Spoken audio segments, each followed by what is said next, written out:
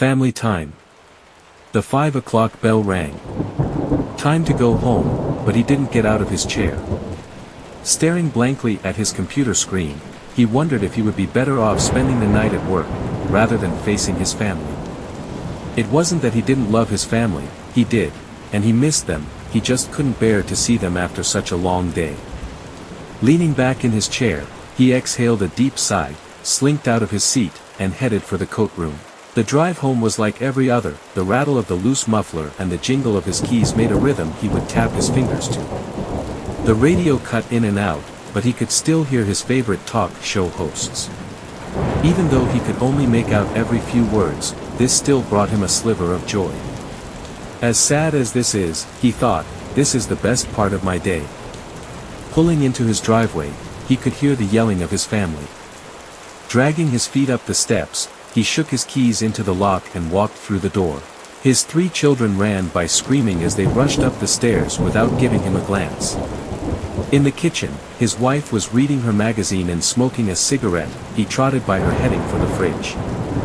He didn't even take off his dirty shoes, knowing she wouldn't say anything about it. Grabbing a stale beer and an old sandwich, he headed for his favorite recliner. As he fired up the outdated TV, he turned up the volume to drown out the sound of the running upstairs. He couldn't wait for the light from the TV screen to wash over him and take him away from this reality. More running and playing was heard through the ceiling. Putting out her cigarette, his wife left the kitchen with a purpose, walking between him and the TV, heading for the stairs to go quiet the kids. As she went out of sight, he reached for an old news article on the dinner tray next to him. The ink was so worn away he could barely read it, but the light from the TV helped him read the headline: Wife and 3 kids killed in head-on collision during the morning commute. He loved that his family was home, he just wished they were alive for him to tell them. My wife has been giving me the silent treatment. How can I smooth things over? Kayla. Kayla, please, say something, baby. Anything. Tell me you hate me. Tell me I'm trash. Tell me you never should have married me. Just say something. I need to hear your voice, sweetheart. Don't you think you've punished me enough? My wife continued to lay there, motionless, her glassy-eyed stare fixed to the wall. She's been like that for 3 days. I know I messed up. I'm really in the doghouse this time, but this seems like overkill. I will admit, the fight was pretty nasty. We've had our fair share of arguments, but this is the first time that things have turned physical. I never should have laid my hands on her. I was too rough. So, in retaliation, my wife hasn't spoken a word to me. Not one single word in 3 entire days. She just stares blankly at the wall, unblinking. All to get back at me. I've been the one feeding her. I know she's parched as the desert and hungrier than a growing teenage boy, but she won't eat or drink. The food just dribbles down her chin. So, I've taken that upon myself too. I chew her food for her so it goes down easier. I know it's gross, but if she won't eat willingly, it's what has to be done. Speaking of gross, Kayla is starting to reek. I've given her a sponge bath, but after 3 days without a shower, it's starting to become unbearable. It might be coming from her private area, but that is a line I refuse to cross.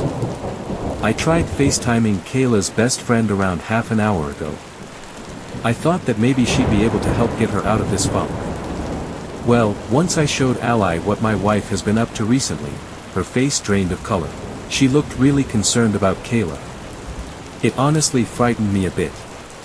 Then, she abruptly ended the call. Must have been the internet connection. It's not the best out here in the boonies. The strange thing is, when I tried to call back, my number was blocked. Weird. Someone's knocking on the door now. They're saying they're the cops. Honestly, I'm glad. Maybe they can help me get my screwed up family situation resolved. I really hope they can. Because it's not just my wife. Yesterday, my 6-month-old daughter started giving me the silent treatment too. 100% off. Abigail loved a good bargain. She spent hours combing through second-hand stores, thrift shops, and flea markets. She loved how everything there had its own unique personality. That wasn't to say she didn't appreciate the upscale boutiques and designer stores. She marveled at how even the most opulent and rare could become attainable if you just came on the right day, at the right time, with the right mindset. Abigail would stroll for hours, window shopping until her trained eye found what she was looking for. As a self-made, self-employed entrepreneur, she took pride in reselling the finest finds, except for the few she couldn't resist keeping for herself. While she cherished the hunt and the joy of discovery, she also found immense satisfaction in matching the right piece with the right person. Abigail curated a unique, enticing selection on the first floor of her store, showcasing clothing, accessories, and other sundries. On the second floor, she took advantage of social media trends and had artfully designed a series of sets that could be rented out for photo shoots. The converted basement of the building was her private showroom, where she had the specialty equipment and temperature control to properly take care of the most valuable, lucrative finds. Her shop had a reputation for excellence and discretion, and she had patrons who would ask her to obtain rare pieces they were looking for. They were very wealthy and very private. One day, a woman with a luxurious scarf masking her face came to her door. "Could you put this together?" The woman pulled out her proposal. She had a lovely voice and an even lovelier price in mind. "Absolutely." Abigail smiled. She found the perfect fit at a downtown holiday market. There was a bit of a scuffle at a booth, which Abigail happened to overhear. "It would be amazing publicity for you." The girl's lips twisted with frustration, pointing at her phone. "Look at how many followers I have. I can't give it to you for free." The saleswoman behind the table shook her head wearily. Abigail slid between them. "I'm sorry to interrupt, but I'm looking for someone just like you. Any interest?" Abigail showed the influencer her store's website she pulled up on her phone. The girl's face lit up. She came that same day, starting with the shoot on the second floor, and then to the first floor to browse. "How much?" The influencer dangled a purse in front of Abigail's face. Abigail looked up from her tablet, where she had carefully outlined the girl's face with dotted line measurements. She had just sent the pictures for her patron's approval.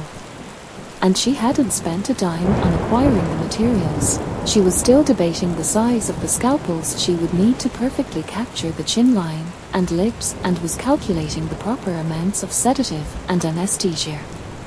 Abigail estimated the influencer was about £120. "For you, honey." Abigail winked. "I'll take 100% off the top." An open letter to Hannah, my daughter's guardian angel. Your name was Hannah.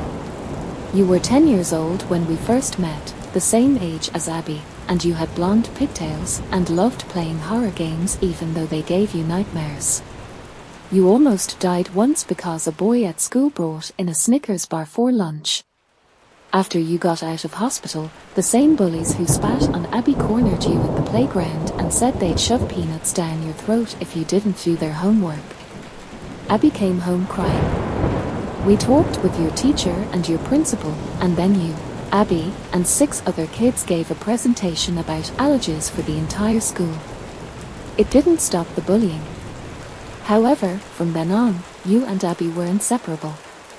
Almost every day, between the hours of 3 and 6, the sound of sweet, innocent laughter filled our home. And I even got to revel in your friendship whenever the two of you helped me bake treats for my church's endless fundraising events. At the end, I always gave you both a special treat for being such wonderful helpers. Abby collapsed on New Year's Eve. We thought it might have been a simple fever, but after 2 days of nausea and vomiting, we took her to hospital, half expecting to get laughed out of the place. After I don't even know how many tests, we learned what we were dealing with. She needed a transplant. They checked me, plus a dozen other relatives. Surely there'd be a match in there somewhere. No such luck. Neither you nor your father told us you were getting tested, probably because you didn't know whether you'd even go through with such a dangerous procedure. But due to a mix-up of some important documents, I discovered you were a perfect candidate, and my heart soared. Surely, any day now, you'd tell me the wonderful news. You didn't. And that put me in a difficult position. I waited for you by the school gate, acted like our meeting was coincidence. At first you insisted on walking home by yourself, but then those former bully kids marched past, and you climbed right in. The entire drive home, you couldn't look me in the eye as we talked our way around Abby's predicament. Outside your house, I asked you to wait. From the back seat, I grabbed a plastic container filled with cookies and offered you a treat, just like old times. Then, we hugged goodbye, both crying. Later, your father called from the hospital. I already knew why, but it took 15 minutes to get sense out of him. You'd suffered an allergic reaction. The doctors did everything they could, but the end result was that your kidneys had become suddenly available.